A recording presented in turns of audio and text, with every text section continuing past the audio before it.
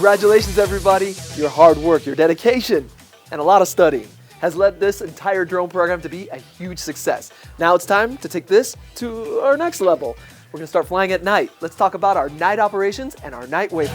What's a night waiver? So the night waiver actually comes in the form of this thing right here. It's called a certificate of waiver. It's actually really short. I think it's only like 3 pages long, but its main idea is to outline what rules we have to follow in order to be able to fly at night, which is really cool because not everybody has one of these. And one of the first requirements of that waiver is that you have to take, well, this course, and then you have to pass a quiz, this really short quiz that'll test your knowledge. And then we take a record of that quiz and put it into your personnel records. Once we have that, one of the first steps of the waiver are complete. A lot of what I'm gonna go through on the quiz for you can be found just right here in the Airplane Flying Handbook that's published by the FAA, the federal government, so it's a free download. Don't pay anybody for it unless you're looking for a hard copy. Go to chapter 10. That talks about night operations. The quiz can be administered and graded by any certificated SUAS employee pilot at the station. That just basically means licensed drone pilot.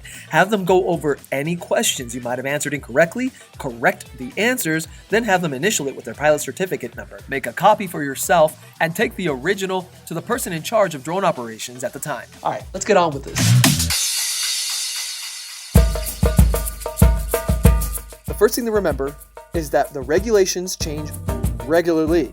This video probably won't, so it's your responsibility to make sure that you keep up with the latest rules, especially if you're one of the pilots in command. Oh yeah, and that's one of the first things. Pilot in command. Wherever you see PIC, that's what we're talking about. Pilots in command, remember, you're in charge of the operation, and that makes you responsible for the overall safety of the operation.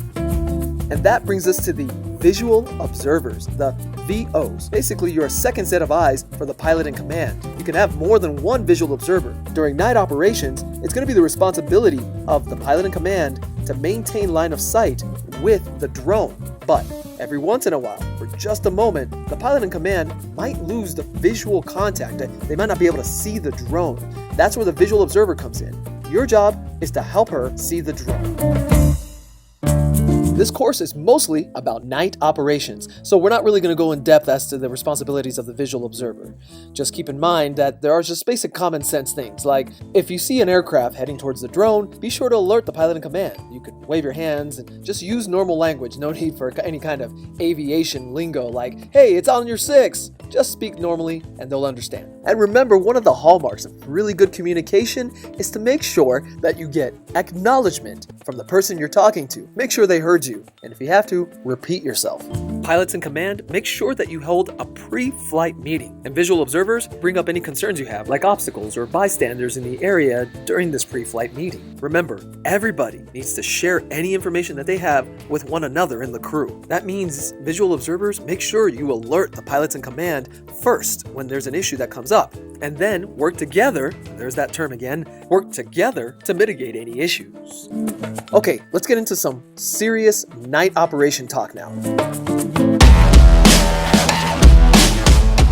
So that's exciting, right? We're gonna get to fly at night. But just like during the day, we're gonna have to take into consideration the fact that we're flying amongst other aircraft, well, much like this citation latitude over here. The thing is, every aircraft in the entire world has a special lighting scheme to help us figure out what direction they're going. On manned aircraft that fly at night in the United States, the FAA requires them to have a green, steady light on the right side facing forward. And then on the left side, they require that there's a red, steady light facing forward as well. On the rearmost part of that aircraft, there has to be a steady white light on the back of the aircraft. This is in addition to the strobing lights that are also required on the aircraft. So the lighting scheme is exactly the same on helicopters like this beautiful A-Star right here, but keep in mind, it can turn a lot faster than an airplane. There it is, right there. There's that green light on the right side of the aircraft. All right, let's talk about the lights on our drones. The DJI Mavic Pro drones come in a couple of different lighting configurations. Some will have the light located centered back here. Some of the newer versions will have the lights on all 4 corners of the actual drone itself. The standard configuration for DJI and their Mavic Pros is going to be a red light located at the front, a multicolored light at the back of the drone. The indicator lights change depending on what's going on with the drone.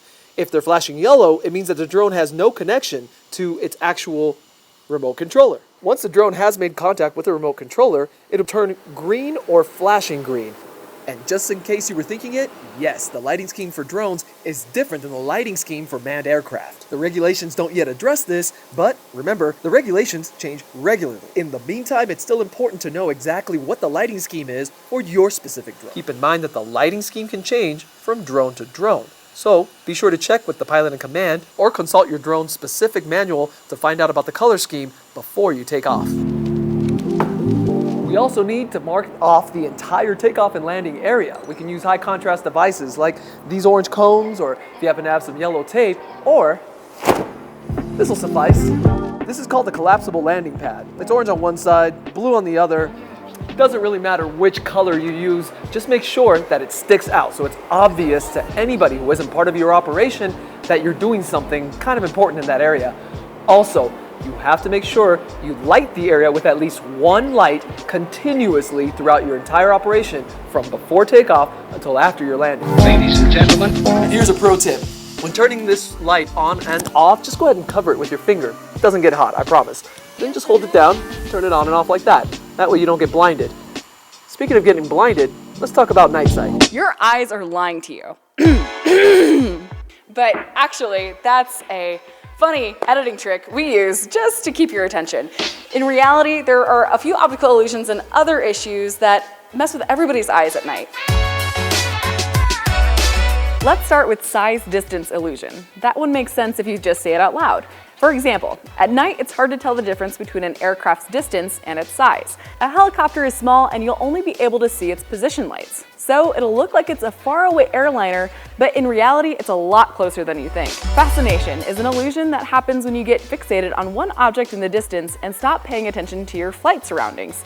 That object could be a bright light in the distance, or it could even be your drone itself. Autokinesis. If you keep staring at your drone while it's hovering against a black sky, it'll eventually appear like it's moving, even though it's not. It's a really strange phenomenon that we won't dive into here, but just keep in mind that the way to reorient yourself is to look at the data on your controller's display and see if the drone is actually moving or if it's just you.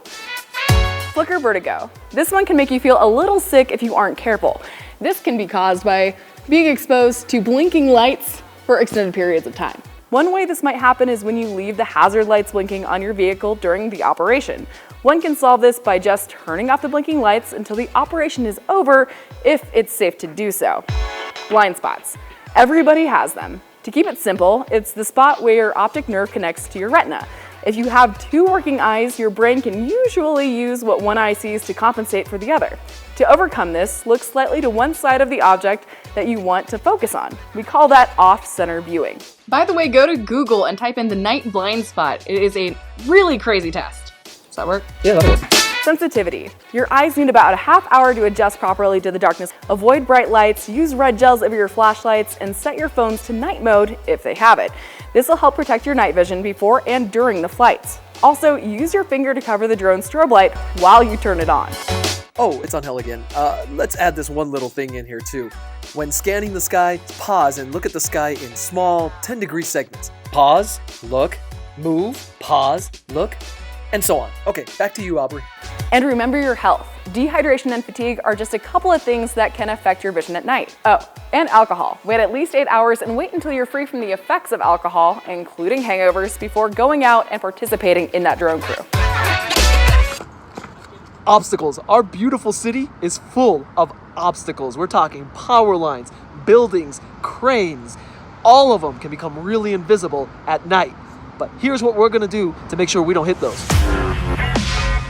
What the hell? What are you doing? Oh man, dude, I'm just I'm teaching our drone staff about, looking for obstacles. Okay, I'm just trying to keep your attention here. All joking aside, the biggest thing to remember about obstacles is that it's best to do a site survey during the day if it's possible. But sometimes you won't have that opportunity. In fact, most of the times you won't have that opportunity. In that case, we'll use a high-intensity light, flashlights, or any of the lights installed in the live trucks to scan the entire sky thoroughly. we're looking for power lines, we're looking for buildings we might hit, and if you find yourself near a radio antenna, look for guide wires. They're used to help support the antennas, and they can become almost invisible at night, and they can extend from the tops and the middle of the antennas for quite a distance. After we've identified all of the obstacles in the area, we must remain in the area that we've surveyed. We can't go any further than that space. And remember to get your site surveys done really early. You're going to want to stop looking and using bright white lights like that and start using red lights as soon as you can, at least a half hour. Now that we've surveyed our operation area, we can start our takeoffs and landings. Here's the scenario. You're set up to fly at night, say around here. This is 5th and Lincoln in Denver, Colorado. But your obstacle might be this billboard right here. The takeoff is straightforward from here. You're going to climb vertically to the height of the tallest object in your area. We're using the billboard, for example. And you're going to use the information being sent to your remote controller to determine how high that object is. Then you'll climb 50 feet higher than that. This new altitude that's about 50 feet higher, we're going to call that the minimum safe altitude. All of our flying is going to be done at or above the minimum safe altitude. Here's a special note though. You cannot use the minimum safe altitude as an excuse to bust altitude above. Remember, you still have airspace and 400-foot limits. All this does is it gives you a nice, clear path in case the drone loses contact and initiates a return to home procedure. Additionally, it also lets your visual observers get a better view of the drone should it start getting a little further behind an object. When you're done flying, simply return to the area above the landing pad and descend vertically. Make sure you observe the minimum safe altitude until you're directly over that pad. And I cannot stress this enough. Please, please, make sure you're directly over the landing pad before you descend from your minimum safe altitude. Congratulations, you pretty much made it to the end of the course. Just one more thing, a quick word about paperwork. Of course, we always want you to log your flights. Make sure to log your flights in the master logs at the TV station for each individual drone that you're using. Additionally, remember, pilots in command, that you have to have your AMRIN certificate and a government-issued photo ID with you when you're out flying. Finally, be sure to bring a copy of the certificate of waiver. It just has to be readily available. A digital version will work just fine. You're done with the course. If you were taking this to become a visual observer at night, find one of our licensed pilots and have them administer the quiz. Then make sure that that quiz ends up in your file. If you're already one of our licensed pilots, find one of your fellow pilots, have them administer the quiz, then make sure that gets into your file. Then feel proud because you're making beautiful pictures and you're doing it safely. On behalf of our entire drone operations team, I'm Angel Andres. Thanks for watching.